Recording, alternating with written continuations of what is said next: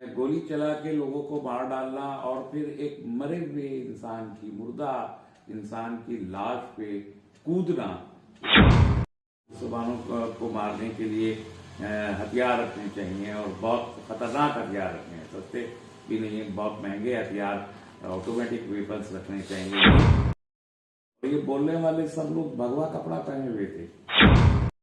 धर्म संसद में कत्लेआम की वार्निंग देना ये हिंदू धर्म का हिस्सा नहीं है। लगता है कि सरकार खुद, जो लोग सत्ता में बैठे हैं, वो सत्ताधारी लोग इस देश को खुद भी तोड़ना चाहते हैं।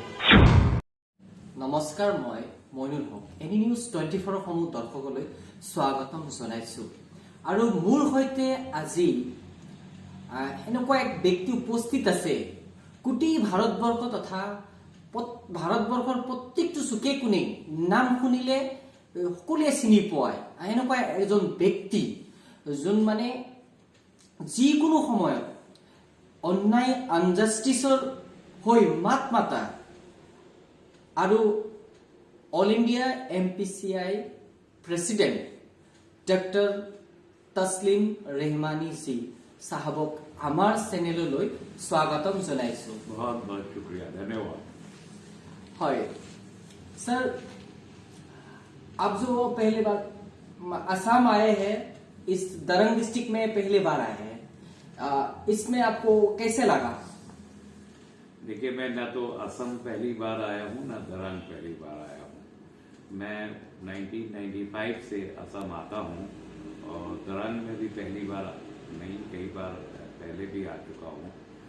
और असम के जो इश्यूज हैं, 1995 में जब मैं आया था, उस वक्त जो इश्यूज थे, आज 25 साल 26 साल के बाद भी वैसे ही इशू हैं। थोड़ा बहुत डेवलपमेंट हो रहा है, रोड इंफ्रास्ट्रक्चर बन रहा है, सड़कें ठीक बन रही हैं, कुछ बिजली ठीक हो गई है, वो तो अच्छा है, लग रहा है।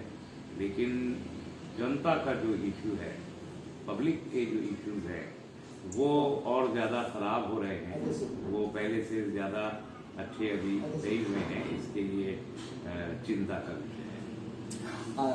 सर, जो असम में कई जगह में, कई डिस्ट्रिक्ट में इफेक्शन हो रहा है, किसान लोगों को, गरीब लोगों को घर द्वार तोड़ा गया है, भगा रहा है, इसके ऊपर आप क्या बोलना चाहते हैं? देखिए, एविक्शन तो का एक प्रक्रिया होती है, एक प्रोसीजर होता है। जो भी गवर्नमेंट की लैंड है, उस पर किसी को भी बैठने का परमिशन नहीं होता। लेकिन अगर 40-50 साल से कोई गवर्नमेंट लैंड पे बैठा है, तो गवर्नमेंट को अगर वहाँ ज़रूरत होती है उस ज़मीन पे कुछ काम करने की, तो गवर्नमेंट वो खाली कराती है। उससे पहले वो नोटिस भेजती है और उसका कंपेंसेशन देती है, कहीं ना कोई उसका अल्टरनेटिव लैंड देती है, तब वो एविक्शन कराती है। लेकिन असम में जो पहला एविक्शन यहाँ दरंग में हुआ, वो बगैर किसी नोटिस के, बगैर किसी इंफॉर्मेशन के सडनली एविक्शन हुआ। उसको लोगों ने रजिस्ट किया, तो यहाँ गोली चली। तब हमने जो देखा, वो बहुत ही ज़्यादा सारी दुनिया में उसने असम का नाम खराब किया। असम के लोग और नॉर्थ ईस्ट के लोग सब बहुत ही, ये माना जाता है कि कल्चरल लोग हैं, डाइवर्स कल्चर्स हैं, बहुत सारे ट्राइब्स हैं, उनके अपने अपने कल्चर हैं, अपनी अपनी आइडेंटिटीज़ हैं, उनके अपने सबके रहन सहन के अलग तरीके हैं। उसमें बहुत वो घुल मिल के रहना, बहुत सारे फेस्टिवल्स मनाना, बात बात पे, छोटी छोटी बात पे खुशी मनाना, खुशी का इजहार करना, ये आसाम का कल्चर है। लेकिन उस कल्चर में गोली चला के लोगों को मार डालना और फिर एक मरे हुए इंसान की, मुर्दा इंसान की लाश पे कूदना, एक ऐसे आदमी का जो खुद को पत्रकार कहता हो, कूद के खुशी मनाना, ये दुनिया में कहीं नहीं देखा। इसे ह्यूमैनिटी नहीं कहते, इसे हैवानियत कहते हैं। और उसकी वजह से पूरा का पूरा असम और पूरा का पूरा नॉर्थ ईस्ट शर्मिंदा हुआ। सारी दुनिया ने वो खबरें और वो वीडियो चला के दिखाया। तो ये तो असम का कल्चर नहीं है, ये असम के खिलाफ एक कल्चर है। तो जो कल्चर असम के खिलाफ है, असम के लोगों के खिलाफ है, नॉर्थ ईस्ट के खिलाफ है, उसका प्रचार हुआ उस तस्वीर से। एक्चुअल असम को लोग भूल गए कि असम में लोग कितने भले तरीके से रहते हैं, ये याद नहीं रहा। सिर्फ एक वो तस्वीर याद रही, उसने पूरे आसाम को बताया कि शायद असम कहीं ना कहीं बदल रहा है। और सर, हरिद्वार में कुछ दिन पहले कोई हिंदू संगठनों ने ऐसा बोल के मुसलमानों को खुला आम पर गोली से उड़ाना है, मतलब उसको मारना है, ऐसा बोला था। इसके ऊपर आप क्या बोलना चाहते हैं? देखिए, वो सब लोग जो इस तरह की बात करते हैं और उन्होंने खुलेआम अनकॉन्स्टिट्यूशनल बात की है, हमारे असंवैधानिक बात की है, और 20 लाख लोगों को उन्होंने 20 लाख मुसलमानों को नाम लेके कत्ल करने की बात कही। उन्होंने कहा कि मुसलमानों को मारने के लिए हथियार रखने चाहिए और बहुत खतरनाक हथियार रखने हैं, सस्ते भी नहीं है, बहुत महंगे हथियार, ऑटोमेटिक वेपन्स रखने चाहिए, ये सब बोला। और ये बोलने वाले सब लोग भगवा कपड़ा पहने हुए थे, साधु का वेश डाले हुए थे। तो ये साधु नहीं है, ये उसमें कोई महामंडलेश्वर कहलाता है, कोई खुद को यति बोलता है, यति सरस्वती को, वो सब अपने आप को उन्होंने कहा कि ये हिंदू धर्म संसद है, और धर्म संसद में कत्लेआम की वार्निंग देना ये हिंदू धर्म का हिस्सा नहीं है, ये भारत की संस्कृति और सभ्यता का भी हिस्सा नहीं है, ये सब उसके खिलाफ है। तो ये गुंडागर्दी है। उन्होंने एक्चुअली तो ये कॉल दी है कि वो इस देश में एक जीनोसाइड करना चाहते हैं, इस देश में वो सिविल वॉर की सूरत पैदा करना चाहते हैं, अनार्की की सूरत पैदा करना चाहते हैं। ऑब्वियसली कोई आदमी अगर ये कहे, या पूरा ग्रुप, कोई एक ग्रुप खड़ा होके बोले कि हम इस मुल्क में 20 लाख लोगों को कत्ल करेंगे, तो वो किसी एक कम्युनिटी को धमकी नहीं दे रहा, वो पूरे देश को धमकी दे रहा है। क्योंकि 20 लाख लोगों को कत्ल करने का मतलब है कि किसी एक रीजन में नहीं मारेगा, हर रीजन में जाके मारने की कोशिश करेगा, और जब मारेगा तो दूसरा आदमी अब खुद को बचाने की कोशिश करेगा। तो इस मारने और बचाने में अनार्की होगी, खून बहेगा, तो पूरा मुल्क उससे मुतासिर होगा। पूरे उसमें सिर्फ मुसलमान नहीं मारे जाएंगे, हिंदू भी उसकी जद में आएगा। एक आम हिंदू जो पटरी पे बेच के सामान बेचता है, रोजाना रोटी कमाता है, कर्फ्यू लगेंगे, वो खत्म हो जाएगा। छोटे छोटे दुकानदारों के बिजनेस खत्म हो जाएंगे। बड़े फैक्ट्रीज जहां पर हैं, मजदूर काम करते हैं, मजदूर भाग जाएंगे, वो फैक्ट्रियां बंद हो जाएंगी। दूसरे मुल्कों से जो इन्वेस्टमेंट आता है देश में अरबों रुपए का, वो जब यहाँ पर बदअमनी बेचैनी होगी, वो यहाँ इन्वेस्टमेंट करना बंद कर देंगे, अरबों रुपए का वो नुकसान हो जाएगा। फिर जो देश की सरहदें अभी हैं हमारी, जैसे नॉर्थ ईस्ट की सरहदों पे चीन का बड़ा खतरा रहता है, या कश्मीर वाली सरहद पे पाकिस्तान का खतरा रहता है, तो पूरी फौज निकालनी पड़ेगी उस सरहदों से, और इस बदअमनी को रोकने की कोशिश करने लगेगी, और तो सरहदें भी गैर महफूज हो जाएगी। तो ये इस किस्म की बात करने वाले लोग ये मुल्क के दुश्मन हैं, सिर्फ मुसलमानों के दुश्मन नहीं है। वो मुल्क को तोड़ना चाहते हैं, वो हिंदुओं को भी मारना चाहते हैं, मुसलमानों को भी मारना, वो पूरे देश में एक तांडव करना चाहते हैं। अफसोस की बात यह है कि हमारे प्रधानमंत्री जी को और हमारे होम मिनिस्टर को, जो इन्हीं भगवा कपड़े पहने लोगों की हम नवाई करते रहे हैं, उनको इस पे रिएक्ट करना चाहिए था, इसका खंडन करना चाहिए था, इनकी मजम्मत करनी चाहिए थी, इनको जेल भेजना चाहिए था। लेकिन प्रधानमंत्री जी भी नहीं बोले, होम मिनिस्टर भी नहीं बोले, और फिर हमने 2 दिन बाद देखा कुछ लोगों ने उनके खिलाफ FIR जब की, तो DSP उनके साथ खड़े होके हंसी मजाक कर रहा है। उससे लगता है कि देश में जो सरकार अभी है, उस सरकार का भी कोई ना कोई समर्थन इस किस्म के लोगों को हासिल है।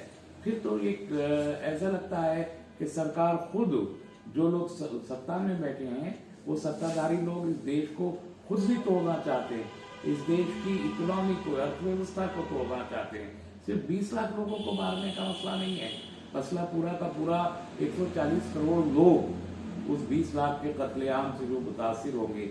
ये बात देश की सरकार को सोचनी चाहिए, और अगर देश की सरकार ये बात नहीं सोच रही, तो मुझे लगता है कि सत्ता देशद्रोहियों के हाथ में अगर चली गई है, तो फिर इस देश का फ्यूचर इसका भविष्य बहुत खतरे में है। सर, ये जो गवर्नमेंट है, सरकार जो है, ये भाईचारे वाला सरकार है, ऐसा लगता है आपको? यानी इसको फेसिज्म की तरह लगते हैं? देखिए, फाशिज्म का अपना एक तरीका होता है। फाशिज्म के पास एक आइडियोलॉजी होती है और वो उस आइडियोलॉजी को सही मानता है, वो चाहे जितनी गलत हो, उसे लगता है कि हमारी आइडियोलॉजी ठीक है। फिर उस आइडियोलॉजी को इम्प्लीमेंट करने के लिए वो डेमोक्रेटिक तरीके नहीं अपनाता। उसको लगता है डेमोक्रेटिक तरीके से ये नहीं मानी जाएगी, तो फिर वो खून खराबा करता है। और जब किसी आइडियोलॉजी को खून खराबे के जरिए तमाम लोगों के ऊपर इम्पोज करने की कोशिश की जाती है, तो उसी को हम फाशिज्म कहते हैं। तो ये सरकार भी एक आइडियोलॉजी रखती है और इसकी आइडियोलॉजी पहले से अनाउंस्ड है। वो हमेशा बोलते हैं आइडियोलॉजिकली हिंदू और हिंदू राष्ट्र, ये आइडियोलॉजी है आरएसएस की आइडियोलॉजी। हमेशा आरएसएस ने इसका प्रोवोकेशन किया है। अब वो तो देश मान नहीं रहा है। अभी भी जो वोट मिला बीजेपी को, तो 38% वोट मिला, तो 62% लोगों ने तो डेमोक्रेटिकली रिफ्यूज कर दिया है इस आइडियोलॉजी को। इतना पीक पे आने के बाद भी 62% भारत के लोगों ने इसे रिफ्यूज किया है। तो अब वो इसे वो जाहिर है सरकार में भी आए हैं तो खून खराबे के जरिए आए हैं। ये आइडियोलॉजी मुखर होके जो सामने आई है तो 1984-85 के बाद आई है। 89 में बीजेपी ने इसे अपने एजेंडा में बाबरी मस्जिद को रखा।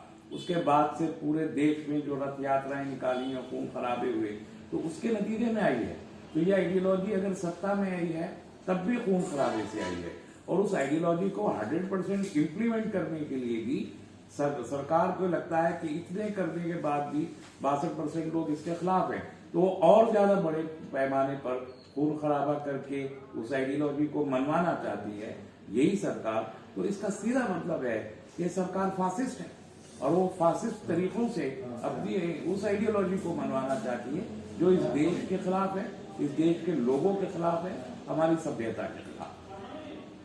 सर, जो असम में अभी कुछ दिन से एक हफ्ते हुआ है शायद, तो एक सोशल मीडिया में ज्यादातर उसको पब्लिश हो रहा है, जो हिजाब है इसके ऊपर पाबंदी लगा जाएगा, इसको बंद किया जाएगा। इसके ऊपर आप क्या बोलना चाहते हैं?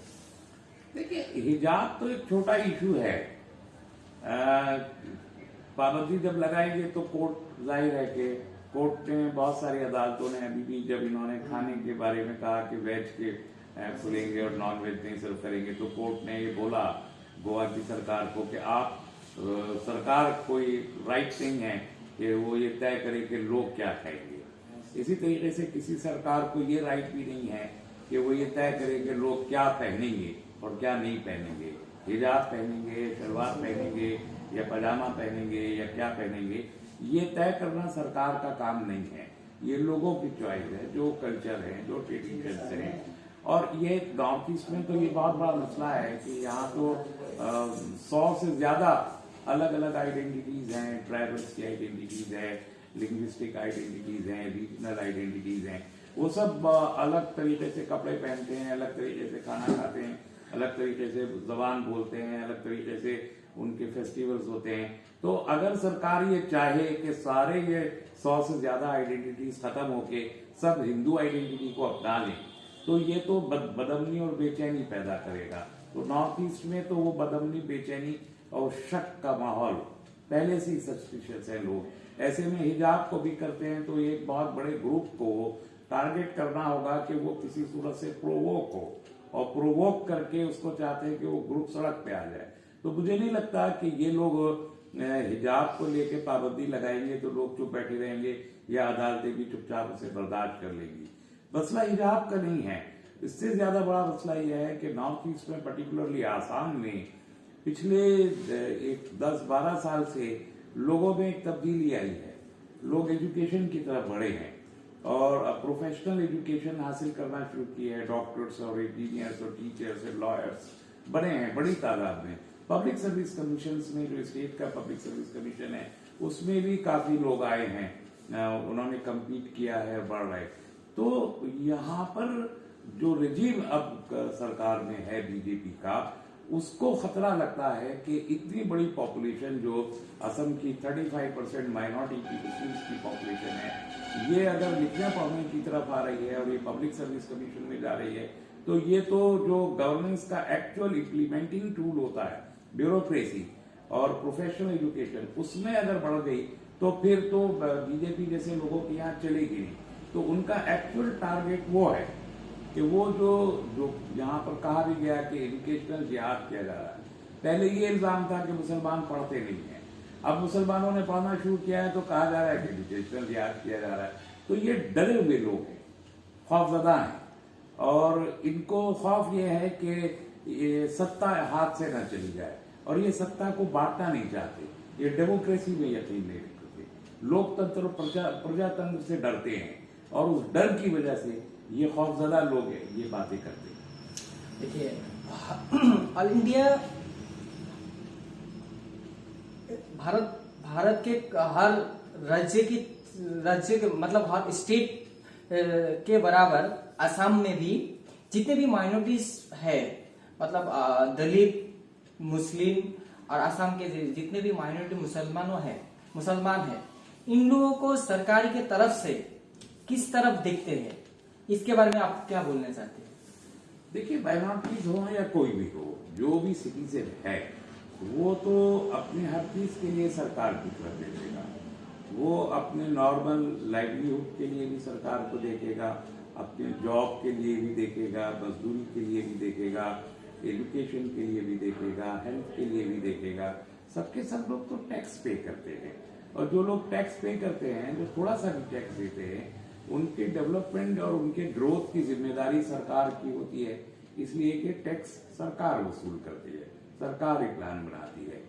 तो डेमोक्रेटिकली इलेक्टेड गवर्नमेंट की ये जिम्मेदारी होती है, नैतिकता के आधार पर, और जो मॉरल उसकी ड्यूटी है कि वो तमाम लोगों को बराबर समझते हुए स्कीमें बनाए, और जो लोग भी आगे बढ़ना चाहते हैं उनको आगे बढ़ाए। अगर 33% 35% मुस्लिम्स यहाँ एजुकेशन लेके आगे बढ़ते हैं और वो जॉब्स में आते हैं या प्रोफेशनल एजुकेशन बढ़ते हैं, तो उसका फायदा सरकार को होगा, यहीं की सरकार, लोकल जो राज्य की सरकार है उन्हीं को होगा। लेकिन उन्हें जिद ये है कि वो लोग पढ़े तो सही मगर मुसलमान ना पढ़े। तो ये जो डिस्क्रिमिनेशन है ये एंटी डेमोक्रेटिक है, एंटी कॉन्स्टिट्यूशनल है। क्या मुसलमानों को बराबर नजर से देखा जा रहा है क्या? अगर बराबर नजर से देखा जाता तो वो ना होता जो दरांग में हुआ, या वो ना होता जो अभी यहाँ के मुख्यमंत्री जिस तरीके से बयान देते हैं वो नहीं होता। हम देख रहे हैं कि यहाँ जो सिविल सर्विसेज में पुराने लोग भी मौजूद हैं, उनके ऊपर भी इल्जाम लगा के उनको जेल भेजा जा रहा है, उनको नौकरियों से निकाला जा रहा है, सस्पेंड किया जा रहा है, नए लोगों को आने नहीं दे रहे हैं, पब्लिक सर्विस कमीशन में नियुक्तियां नहीं हो रही हैं, पुलिस में नियुक्तियां नहीं हो रही है, और जॉब्स में नियुक्तियां नहीं हो रही हैं। तो जो ये कहते हैं कि सबका साथ सबका विश्वास, वो झूठ बोलते हैं और वो डिस्क्रिमिनेट कर रहे हैं धर्म के आधार पर, जो इस देश में चलने वाला नहीं। अभी एनी न्यूज 24 जो हम लोगों का चैनल है, इस चैनल को आप क्या बोलना चाहते हैं? आप लोग नौजवान हैं, आप काम कर रहे हैं, और सोशल मीडिया इस वक्त एक बहुत बड़ा टूल है, और इससे अच्छी बातें लोगों को बताइए, पॉजिटिव चीजें लोगों को बताइए, लोगों का माइंडसेट बदलिए कि एक बाइनरी में न जिए, और जो समाज के अंदर, किसी भी समाज के अंदर जो बुराइयां हैं, उन बुराइयों को दूर करने में, क्योंकि जब तक इंटरनली सोसाइटी बहुत पॉजिटिव थॉट की नहीं होगी और ईमानदार नहीं होगी, अपने ईमान पर कायम नहीं होगी, तब तक वो किसी जुर्म का मुकाबला नहीं कर सकती। तो कम्युनिटी और आम लोग बुराइयों से बचें और ईमान पर कायम रहते हुए अच्छे अखलाक के साथ लिखते पढ़ते हुए हालात का मुकाबला करें, ये मैसेज देना सोशल मीडिया के जरिए आपकी जिम्मेदारी। डॉक्टर तस्लीम रहमानी जी আপনার বহুমূলীয়া সময় টাইম আমাক দিয়াৰ কাৰণে তেখেতক আমাৰ এনি নিউজ 24 তৰফৰ পৰা বহুত বহুত ধন্যবাদ জ্ঞাপন কৰিছো।